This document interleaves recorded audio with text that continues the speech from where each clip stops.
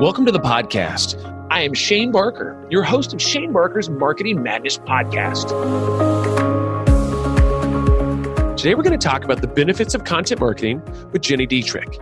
Gini is the founder and CEO of Arment Dietrich, a Chicago-based integrated marketing communications firm.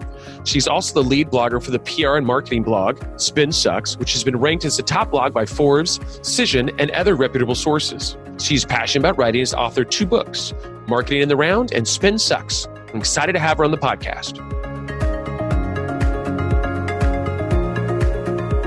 So why don't we start this off? I want to kind of talk to you a little bit about where you started. Like, I know you guys are currently in Chicago, right? You live in Chicago. Here, yep. With the phenomenal weather right now. Where did you grow up? Did you actually grow up in Chicago? I did not. I grew up in Salt Lake City. Salt Lake City, Utah. Yeah. What? So Yeah. Here's the thing. A lot of people don't know this, and it's not because I don't tell them, or maybe it is because I don't tell them because they don't know it. How long were you in Salt Lake for? 15 years. 15 years. Now, do you know where Richfield, Utah is at? Oh, yeah. I was born there. No kidding. At the Look front at door. that. I know. People like, wait a second. I thought Shane was from California, and I am. My mom's going to love it when I tell all of our personal stories through podcasts so everybody can know the stories. But my mom and dad, my biological dad, met in Sacramento, California. They decided to go out to Utah. My mom was there for about 2 weeks. I was born, and we went back in my mom's Volkswagen Bug back to California after about 2 weeks. So you were there for 2 weeks. Good. 2 weeks plus. Yeah. I mean, it was about 15 days was the max. And nothing against, love Utah. And we just Richfield. My mom was like a California hippie, and she went to Richfield, Utah, which is a little different. And they were like, hey, Not California hippie. why are you not wearing a bra? It's kind of Right. great. You can't smoke marijuana here. Yeah. Like, what do you mean? Like, I just had a baby. Like, I can totally smoke marijuana now. No, you can't. Like, so many unanswered questions. Not in this state. Yeah, that's not good. You probably should put that out. And she's like, well, I'm going to go in my Volkswagen Bug. I'll be right back. And then we went back to California. So that's how that story ends. But I do like Utah. Utah's Oh, it's great. Yeah, it's great for visiting. Yeah, for sure. So why did you guys move to Chicago? I went to school in Omaha at Creighton, and then I got a job at Fleischman Hillard in Kansas City. And then I moved here in 2001. Gotcha. So you're pretty much in Chicago, going to stay in Chicago. Yeah.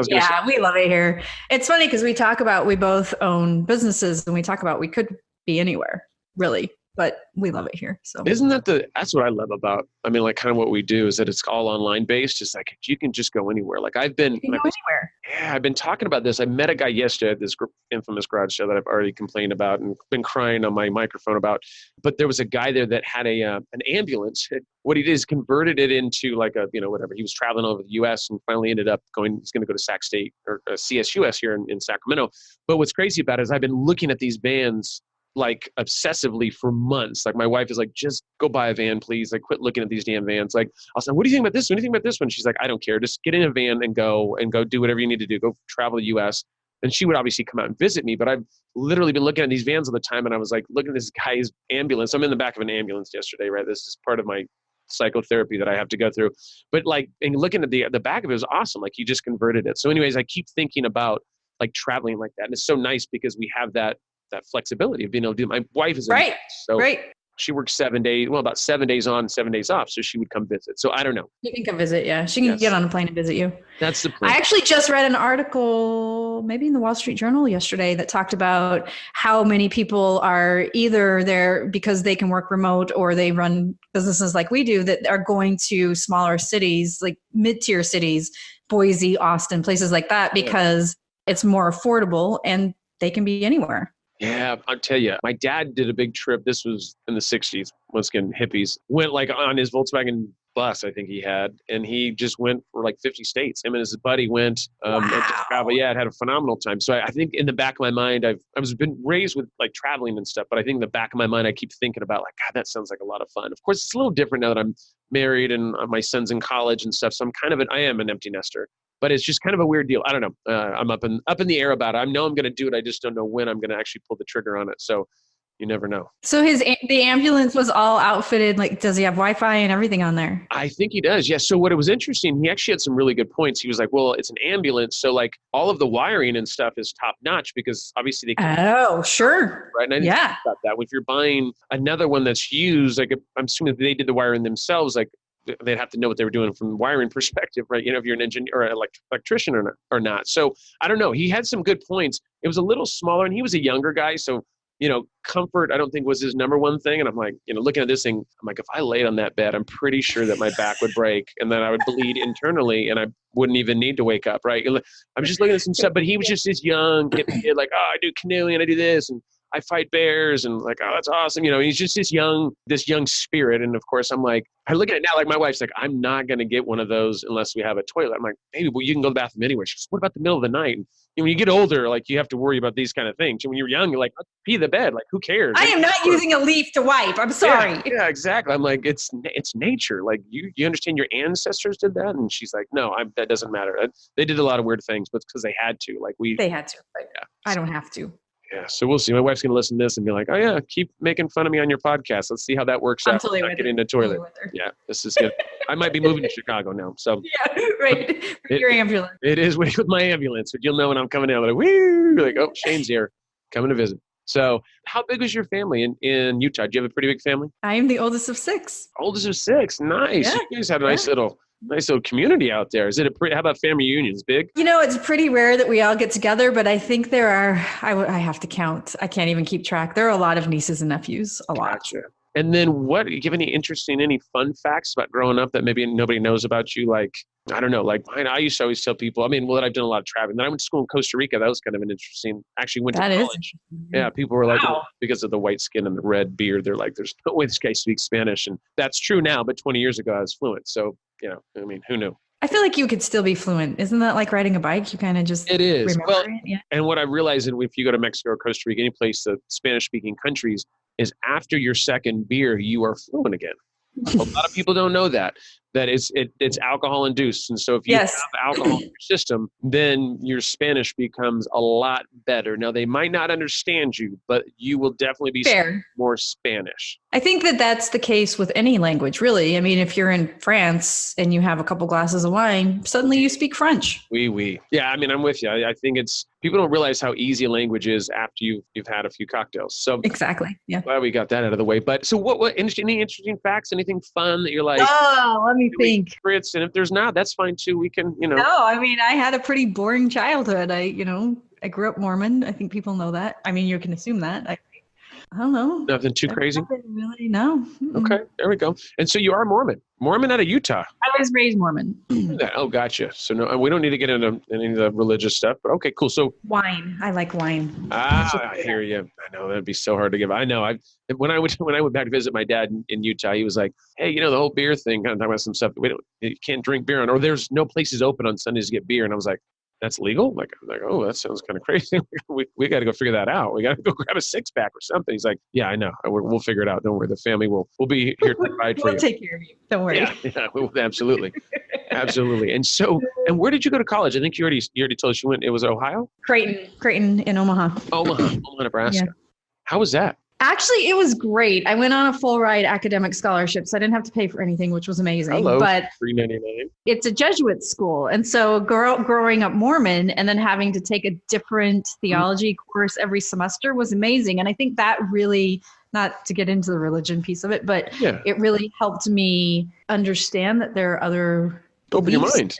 Yeah, absolutely. Yeah, it helped a lot with that. And I loved it. I learned everything. I learned something about everything, which I love. I think that's important. That's the things when you grow up under any religion, right? I think that's people, and it depends on how, not crazy, but how that religion is, right? So sure. You think, okay, this is how it is. And then I think it's always nice to have other options and see that, because I think the issue I think is a lot of kids, they have an opportunity to look at the different options, right? Because hey, this is the way that it is. And I get that. And I'm not a heavily religious person. I'm more of like a spiritual type person. But I do believe, I think it's important. I think it's awesome that you were Mormon at a certain point, and then you said, hey, I'm going to go to a Jesuit school, right? And kind of see there's two sides, right? There's a lot of different things out there. And that's one of the reasons why I travel. It's like, because I'm very open to anything and everything. Like I'll go to any church, at least once, to kind of give it a try and try to see if it resonates with me. And so I think it's awesome. My son actually went to a Jesuit high school. Oh, did he? Sacramento. And like I said, I didn't take him there because of necessarily the Jesuit side of things, but because I thought the opportunities and the networking and stuff like that, and the religious side of things, if he wanted to take that on and that resonated with him, then awesome. But for me, it wasn't like, he's like, hey, I'm not really like going to probably go get a Jesuit tattoo. And I'm like, yeah, that's cool too. Right. I mean, it's like, hey, so be it. It is what it is, so maybe one day we'll get the Jesuit. Yeah. Yeah. So cool. And then, so you graduated with, what was it, like was it English degree? Yeah, I have an English degree with a creative writing bent and also a minor in statistics. So, whew. Hello, look at Yeah, you yeah. use your full brain. Like some people just use parts of it. You're like, I'm going to go all in. I can't even spell statistics. Like if I'm like, It's actually really, it's harder to say than to spell statistics. oof. I remember, so I did take statistics. There was, and I can't even say it, but there was a See? guy, I remember looking it up because I was like, I've got to find the teacher that like is easy because I just knew that there was going to be a challenge. I'll just be extremely honest. And so there was a group of us. There was a city, it's called Auburn, and it's about 45 minutes from here. But we were like, hey, it's about 45 minutes, but we can all carpool up there. And we went up there, and it was kind of, what was his name? I can't remember his name. Phenomenal teacher. And just really, it not only was, and he wasn't that easy necessarily, but just the way that he taught things was like, he made it like almost simple, kind of simple, right? But just would blow us away with just things. He would like, hey, people would ask me to look at this, and I would go do this, and I'd charge him for 15 hours, but really it's just this equation you plug in like 4 numbers. And I'm like that would blow me away. I mean, and of course he's been doing it for, I think like at 800 years or something. Like he went to school like, Jesus or something. Like he was an old guy that just, but was brilliant. And I remember thinking, God, really amazing. So it really did. I mean, I did get a good grade in the class, but I think it was also because he was a great instructor and pulled me in. And stats is something that's like, God, I think if you really get stats, it's like, it's kind of a trip. I mean, just what you can do with it is just kind of incredible with the numbers and stuff like that. So fun fact. Yes. I never include this in my journey of coming east, but I went to high school for 1.5 years in Auburn. What? No, you didn't. You said yes. You're like, oh yeah, Auburn. And I was like, wow, she knows about Auburn. Like, and nobody ever knows where it is. So I was only there for 1.5 years. So I never included in the journey, but yeah, I was there for 1.5 years. So you were close to the Sacramento area then. Yeah. That is too funny. Yeah, because you said, oh yeah, Auburn. And I was like, wow, she really resonated with the Auburn thing. I was like, that's weird because nobody knows about Auburn. Nobody knows. Yeah. So you went to Auburn. Yeah, okay, there we go. So was that from Utah over, or was it when you were growing up? Yeah, we went Utah over, and then I went on to Auburn. Funny. Shout out to Auburn. Look at this. Jeannie's in the house from Auburn. I mean, who knew? That's too funny. Well, so after your journeys and your travels and everything, how did you get in the digital space? Obviously, you had a background in English. How did that, I mean, like the digital, like almost PR space, right? So how did that transition happen? Well, the truth of the matter is that I was going to go to law school. I really wanted to be a sports agent. Mm-hmm. Still could do that, I guess. I know. But my mom got really sick and I kind of had to get a job, and she's fine now. And it was, it's a flip. But a friend of mine said, hey, I just interviewed for this account coordinator job at this agency. Would that be of interest to you? And I was like, I need a job. Yeah. It's just, yes. Yeah.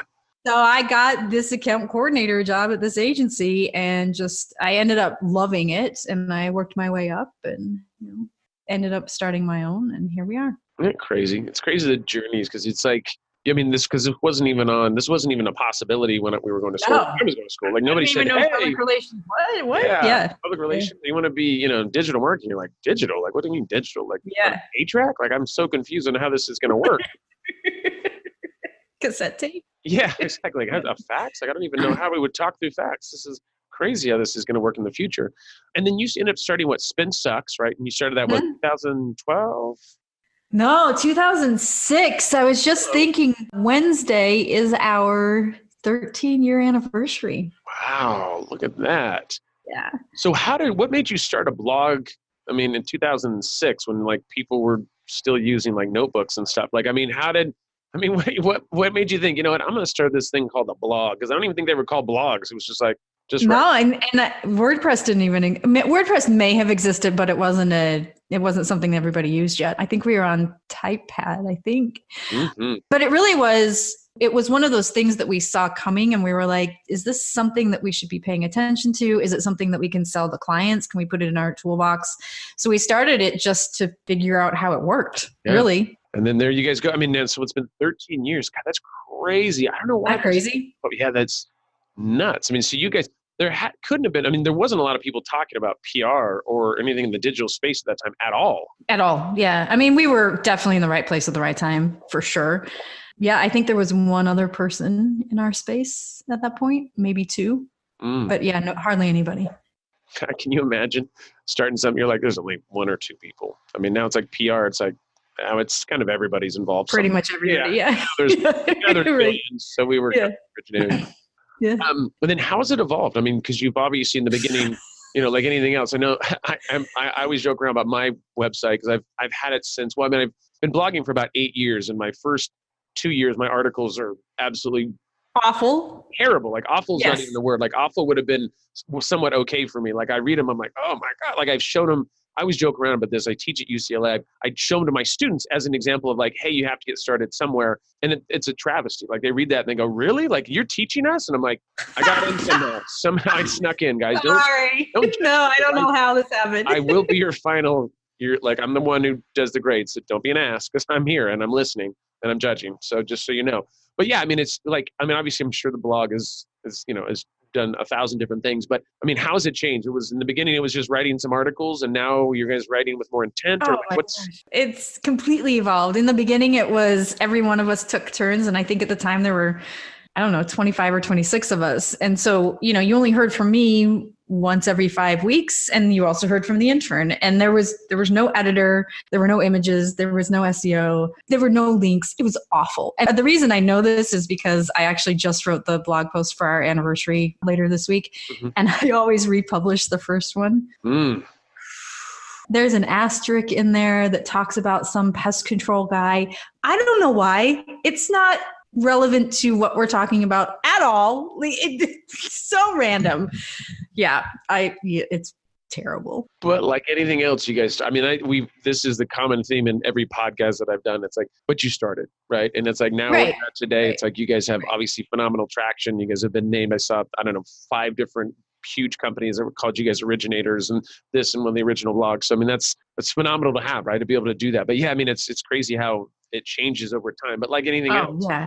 I mean, we always joke like that. I have a friend who said to me just the other day, wow, your writing's gotten a lot better in the last 5 years. And I was like, because it's not me. Thanks. I mean, okay. I know. I don't know how was it bad 5 years ago? I don't think it was that bad. I've gotten the same compliments and I'm like, you know why? It's because I'm not writing anymore. It's just, how about that for it's not me writing. Swallow? Yeah. It's because I got kicked off my own team. So how about that? Because they no longer let you write in crayon, I guess, on your blog. So bummer. It happens. It happens. It does happen. You're right. It does. Yeah. And then, so how did you guys spin off? So you've been doing your actual companies. What is it? Is it Arment? Arment Dietrich. Yep. Dietrich. And you guys have been around for 14 years plus, right? Yeah. And then, so that was the actual agency. And then your blog or website was pretty much Spin Sucks, or did you guys have 2 different websites? Yeah, no, we had two different websites. So we had the agency and then we had the blog, and it really was just a blog in the beginning. And certainly it did things that I just never in my wildest dreams imagined. And it afforded me to write 2 books and all sorts of speaking engagements. I've been all over the world speaking, and it's allowed us to really fuel my passion, which is writing, which is great, but it's also now become its own business with its own P&L and its own business strategy and its own team and all that kind of stuff. So with that comes its challenges as well. But it definitely just started as, hey, this is interesting. People are starting to talk about this. Is this something we should offer to clients? That's awesome. Yeah, I mean, and that's awesome when that happens, or when it finally starts, you're like, wow, I'm glad I did that because now I'm speaking and doing this and doing that. Yeah. And then people see you. And I've talked about this in the past, is like the way I got my job at UCLA was not because I applied for a position. It's because they read my content and have seen me everywhere and said, hey, he's talking about what we are looking for in regards to an instructor. So, because of that content, people go, oh, does content work? And is it a long-term strategy? And what do you do? And how do you do it? I mean, it does. Like for me, it's all my stuff, and I'm sure probably the same with you. A lot of it's inbound, right? Because of the content. Oh yeah, there. Yeah. And so you can't go wrong with that once you create it. But it's a long-term play, and we're going to talk about that a little bit today, just about like the different things that you've done in regards to your content strategy for both companies, because you have 2 companies, right? They're kind of separate ones, but I'm sure there's some overlap there. But maybe let's talk about that. So what do you think in regards to when you talk about content marketing strategies for both of the companies, what have you guys done to implement that for? I mean, what was kind of like maybe the beginning strategy and then later on? I mean, I know it's evolved a lot, changed, but like, what are you guys doing today in regards to the 2 different companies, and what are the content strategy you have for both? For Spin Sucks, it's pretty... What's the word I want? It's pretty strategic. That's not the word I'm looking for, but that'll work. It's pretty strategic. We're really smart about, getting people into the funnel and pushing them through in the right ways. What's interesting about it is, and I call it the pretty girl syndrome, it's the, oh, she's the most popular girl at school. So clearly she's already been asked to the prom. So I'm not going to ask her. And so it's been really interesting in the last couple of years to watch that phenomenon happen, because people just assume that either they're too small for us to work with them, or they don't have the right budget, or we're too busy. And so from a business development standpoint on the agency side, they're like, oh, no, I'm sure you're too busy. But I have grandiose plans of building this gigantic profitable business, and nobody's hiring us because they're making an assumption that may or may not be true. And so it's from that perspective, we've had to kind of curb some of the content so that awareness and that perception changes a little bit, that we aren't almost too big for our britches. So people can still ask you to the dance. Is that what? Yeah, I want to go to prom. Yeah. Who doesn't want to go to prom? Maybe with multiple dates at this point, but let's not judge. The point is I'm available. I did grow up in Utah. Ask me, hello, the jokes are coming. I wasn't going to say that. I was like, listen, I mean, I'm open to, polygamy. I love my wife. If I had two wives, I would pray for them because there's only one me, which I don't know if that's good. Probably not a good. Well, and I feel like multiple women, it would be really hard on a man. I feel like that's. Well, I think it'd be confusing all around. Like, it's like, I'm going to be with Helen from Tuesday to Wednesday and Thursday, and then I'm going to be with you on Friday and Saturday, and then Sunday I'm going to be looking for a new wife. It's like, sounds good to me. Like, I'm like, well, hold on, wait, what? What's going on? Like, my wife would be like, yeah, I got an idea. Why don't you just be with Helen full time? How about that? Right. No, wait, no, exactly right. Yeah, exactly. I was just kidding. No, hold me. I'm sorry. I don't want to cry again. Yeah, anyways, we don't need to go heavy into polygamy right now, but maybe offline we'll talk more about polygamy and stuff like that. Absolutely. So what are some of the things in regards to like businesses? I mean, I think about, most businesses that want to jump into content marketing, and obviously it's a longer term play. Like what are some of the major benefits that you guys have seen as a company, and maybe same thing with your clients? Like what are some of the big wins that you see with content marketing? There are a couple of things. And, because I'm a communicator by trade, I see this a lot. But when you want to work with influencers or journalists or other bloggers, it's almost impossible to do that if you don't have some sort of online presence from a content and social perspective. And so, that's one of the things that we look at, especially when we're starting to do new work with a client, is what is your online presence, and does it need to be beefed up? Because your competitors are here, and here, and you're not. And that gives them more credibility, whether or not it's deserved, but that's just the perception. So, you really have to look at it from that perspective, because most people need to see that social proof. They need to see, and that goes across the board. It goes from, the Wall Street Journal journalists to your influencers in your space to the trade publications. They need to see that you have some credibility, and having an online presence does that. Yeah, some traction, right? I mean, that's once again, like it doesn't mean that you're the most popular kid in school, but at least you're on the radar, right? So people right. Stuff. Yeah. We have that with some clients where it's like, they're like, hey, we want to go talk with influencers, do this. And I'm like, yeah, but you don't have a social media presence. Like the first thing they're going to do is like, you're pitching a product we want to sell on Instagram. You don't have an great Instagram profile. And they're going to look at it and go, why would I represent you guys? Like, I mean, you have to have something. So what kind of foundation do you have? And what do we need to do to either grow that foundation to be able to get it to a point now we can start pitching people, or, hey, you have a great foundation. We got to tighten a few things up, and then we can, start to get people to start writing about you and chatting about you. Unless you're the Fire Festival and you have $250,000 for one Instagram post, in which case most influencers will overlook it. Yeah. I mean, we all have cash like that we want to spend on that. I do. Yes. So, it's funny about that whole thing. And because I get interviewed with other podcasts, and I keep telling people with the influencer marketing thing, because that's where a lot of people see me. That's like the class I teach at UCLA. And so it's, Sure. the influencer space. But it's funny. So everybody's like, oh, the Fry Festival, and we'll kind of go into this. And I go, the thing is about the Fry Festival, you have to realize that it worked. Like, it's not the influencers move the needle. Now, the problem is logistics, and that you're on an island, and there was right. guys that were running, right. They didn't know what they were doing. But right. like, really, influencer marketing worked. Like, it made people go buy $10,000 tickets. Like, to me, it works, right? So yes. Just there was logistics of it that I think that we needed to reevaluate. But at the end of the day, it did work. And of course, it's like, oh, you got to watch out for influencers, because you never know what they might promote. And it's like, ooh, shoot, we got to be careful. And they might have fake followers. We don't even know. It's a travesty. Like, it's like all these kids going after other kids with fake followers. Like, what are we going to do? And I'm like, now we're all dancing to Elvis Presley. Like, God damn, this is like the problem of the 60s. Like, this is like fake followers thing. And that's the best quote. They're everywhere, and they're having kids, and now they're buying tickets, and we don't know what's going on with kids. Anyway, it's like Shane and garage sales. Like, it's really not that big of a deal. Like, really just breathe. We're going to figure it out. Like, I'm sure we'll be able to pull through. Yeah. In the end, I'm pretty sure. As an aside, did you see that the influencers are being sued? Oh, to get the money back really? by the Or like, bankruptcy courts. oh, really? Like the trustees going after them Yeah. because they said because you guys did the marketing. That's interesting to me because it's like, well, I mean, that's like if I advertised in a local newspaper and we went down, does that mean you're going to sue the local newspaper? Right, right. I don't necessarily know that they'll get anything, but Let me tell you this. I actually been through bankruptcy, so unfortunately I know a lot about this. The reason why the trustees going after the influencers is because they feel like there's some money there. Trustees only go where there's money, right? So if it was me, the influencer, Shane Barker, the influencer out of Sacramento, and they'd be like, he has like $20 to his name. Like, why would we go after Shane? right. No, actually, I had a garage sale. I have $45 to my name. I probably shouldn't have disclosed that because now they're going to come after me. But the point being is like, if they think there's money there, right, then they feel like there's some responsibility. But really, I don't think there's any fiduciary responsibility of an influencer that marks them got paid. Right.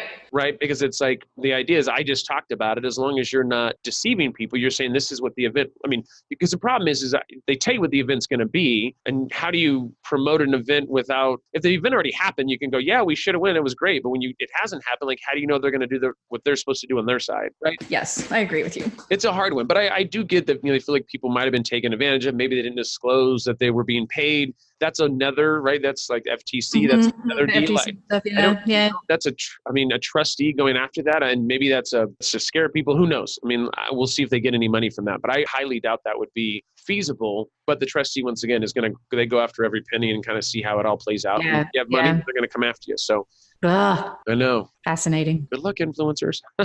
Get an attorney. Just kidding.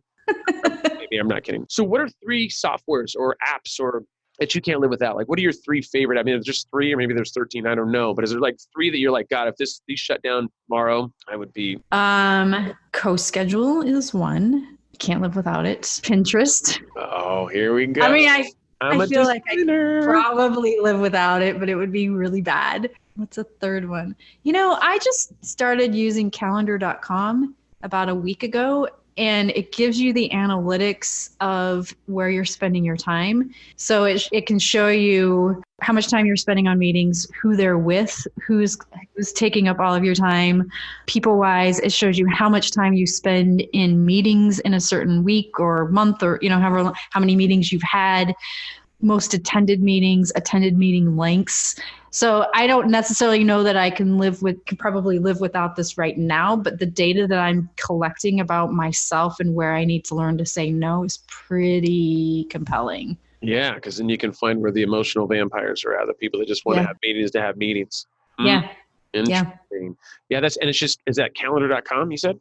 Yeah, calendar.com. I have to check that out. Yeah, I'm infamous at meeting after meeting, not saying no to meetings. And then all of a sudden I've got like 19 meetings and I'm like, what did I get out of 14 of those meetings? Like, other than people, asking for this or asking for that or pitching me something.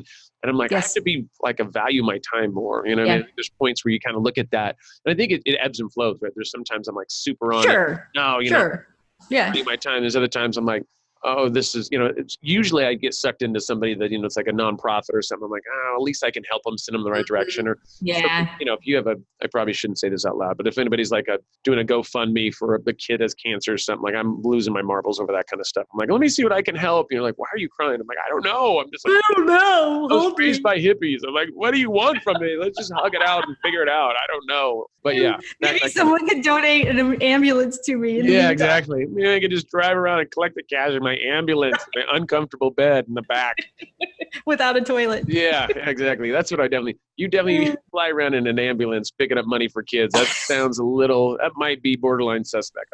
It might be. Yeah. I'd actually call the cops on myself if I was to do that. We might want to position that differently. Yeah, because that's going to be super hairy. Like, that's going to be like weird guy, red beard, going around picking up money for kids. Like, just doesn't. PR nightmare. Let's think about how to position that differently. We should probably not have Shane in the ambulance. It's probably a good start. Probably separate two bad kids in elementary school. But so what? Here we go. Marketing. I know. Yes. You can't help it. I did.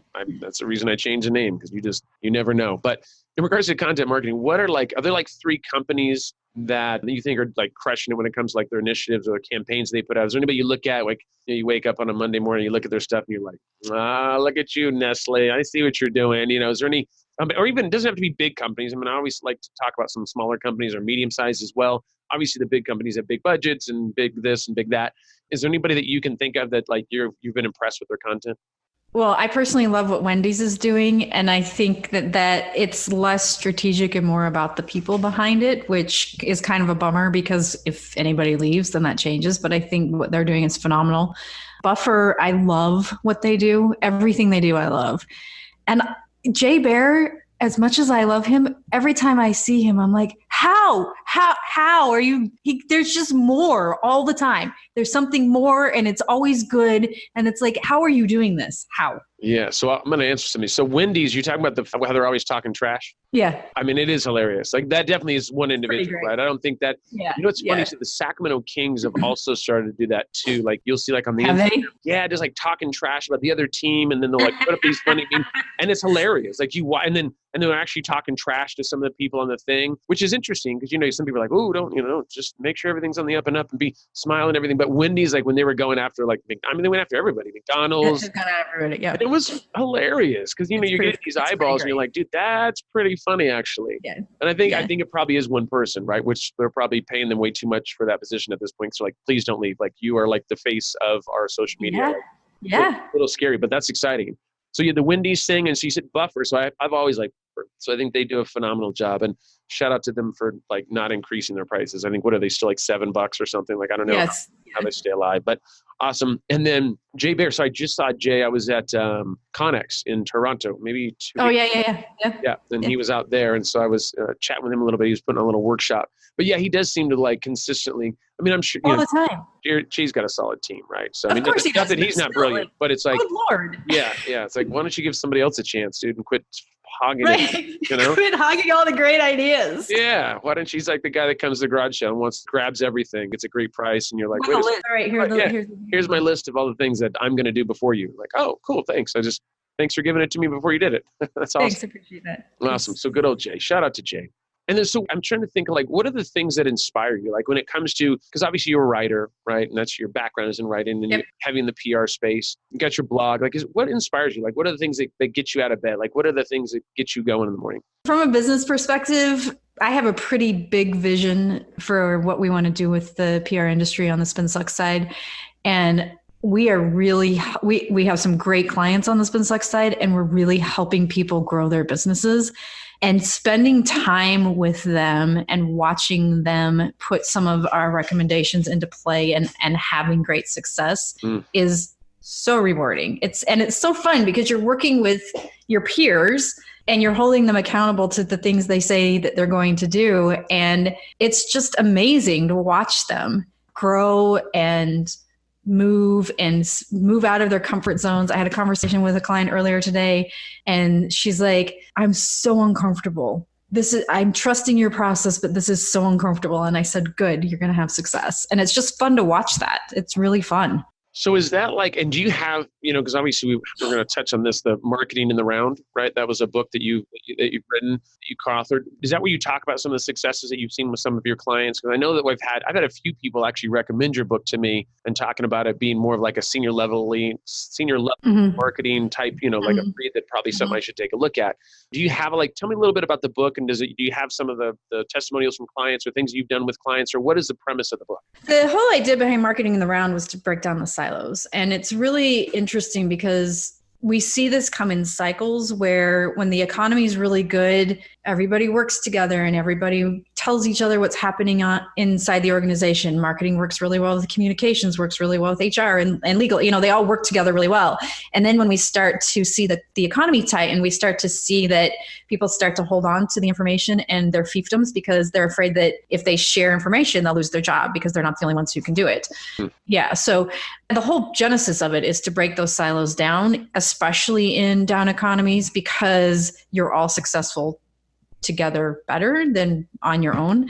But it's been funny. I think that book was published in 2012. So in the last 7 years, just seeing organizations put the philosophy and theories into play and seeing how it works both in great economies and down economies has been really interesting to watch. And you have a new book or a newer book from that one, and it's actually called Spin Sucks. It is, yeah. Right. So what is the premise behind that book? What was the reasoning for that? Well, it was the book I always wanted to write. So the first book I co-authored, and it really gave me the understanding of how the publishing cycle worked, and built a relationship with the publisher and all that, and held me accountable to deadlines.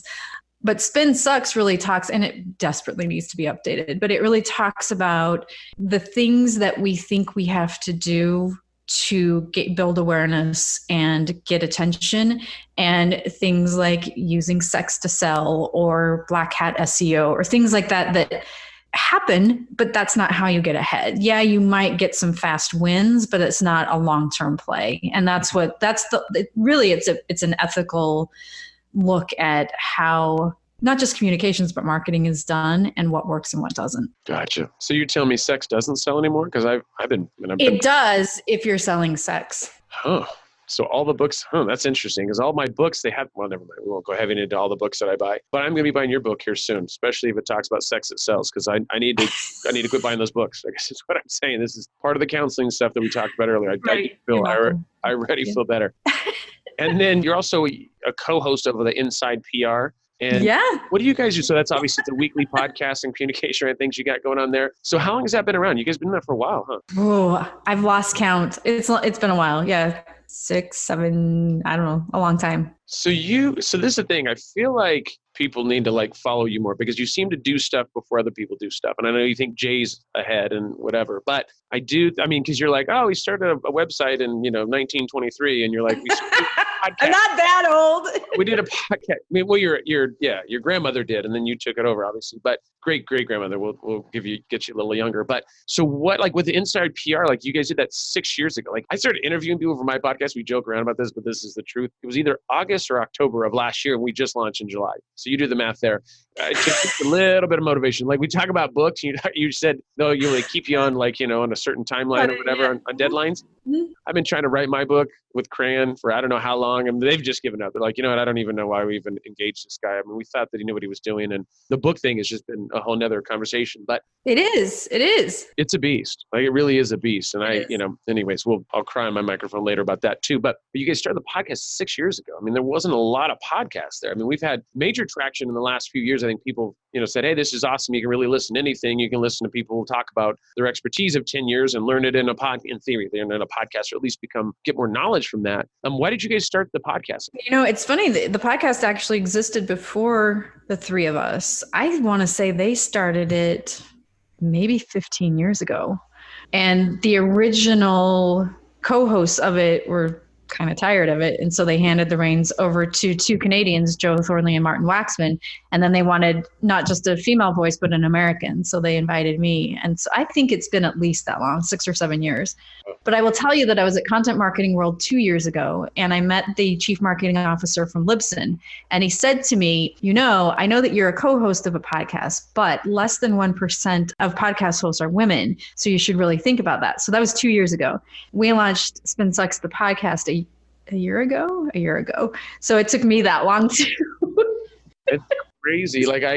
I mean, it's because you have other stuff going on, right? I mean, it's not like you're just sitting in the house watching TV. You're like, what am I supposed to do today? I don't know. I can't remember. But, write a podcast script. I don't know. Exactly. Well, that's awesome. Less than 1% are female hosts. Female hosts. Wow. Yeah. That's crazy. I would have never thought that. Yeah. So you're breaking through once again. That's awesome. I was like, as soon as he said that, I'm like, okay. Yes. Yeah, time to increase those numbers, sister, right? Kind of moving on up like Georgia Wees. Yep. Well, cool. So how do you, and we've already kind of talked about content, a little bit about your personal stuff, but how do you spend your weekends? If there was what hobbies do you enjoy? I mean, obviously you grew up in Utah, which is, outdoorsy and super awesome. And now you're in Chicago, super warm right now, right? You guys are in 60s or 70s, which is warm for Chicago. It's amazing. Yeah. How do you spend your weekends? What do you do on your weekends? I'm a cyclist. I race. So, right. I mean, obviously I have a 6-year-old too, so that takes a lot of my time, but yeah, I race my bicycle. That's awesome. And so do you travel around and do that, or is it mainly just kind of somewhat local? Before she arrived, I did travel quite a bit. I mostly just do local stuff now. Nice. Yeah. My wife's brother, Don. Don, you must know him, I'm sure. Oh, that's right. I do know like him. Don from Reno? Of course I know Yeah, I him. totally know him. No, he was writing for Audi for a little bit, and they were doing some, No kidding. yeah, he got, yeah, I wasn't that good. he was, well, he's, shout out to Don, but I don't know if Don's that good. I think he's just a good mouthpiece. No, actually, he is he's a big boy, which is kind of crazy. Is he? Cycling, usually Yeah. it's the smaller guys, and he's, you see him up on the podium, and the two guys next to him look like his two kids or something, and he's like this big giant. He's like 6'2" or 6'3" or something. He's just used to be a rugby player, and he's very like he goes all in with anything he does in life. And cycling was one of those things that he really, really kind of took a liking to, and he wake up at whatever time, wake up to train at 4:30 or whatever it was for 3 hours, and he was a beast. He was a beast, but he loved it, man. Does he not ride anymore? No, he just didn't really do it that much. I mean, just skiing and some stuff like that. But he's getting a little older, right? So I mean, he went from rugby, real physical, to cycling. But cycling, as you know, you can. I mean, I've seen he's fallen many a times. You get in those little things. People think, oh, you just cycle. It's like, no, like people are vying to get ahead of you, right? And the mistakes elbows out. Yeah, elbows out. And, he would explain to us, oh, you got to catch somebody else's wind. And then this point you do this, and your team flows you ahead and does this. And I'm like, we just, as retarded people, we just stare at it and go, oh, that's kind of crazy. But there's like so much strategy that goes into that, right? It's like, it kind of blew my mind, and dangerous. Yeah. It is dangerous. Yeah. And that's part of the reason I curbed it back too, because I didn't want to leave my small child without a mother because of my passion. Well, and that's very, very big of you, because there's some people that are like, I have no problem with leaving my child without a mother, and that's nice that you thought, what, how can I make it so that I can take care of my children? Yeah. I mean, I'd like to be around for. And small goals. That's good. So do you do a lot of traveling?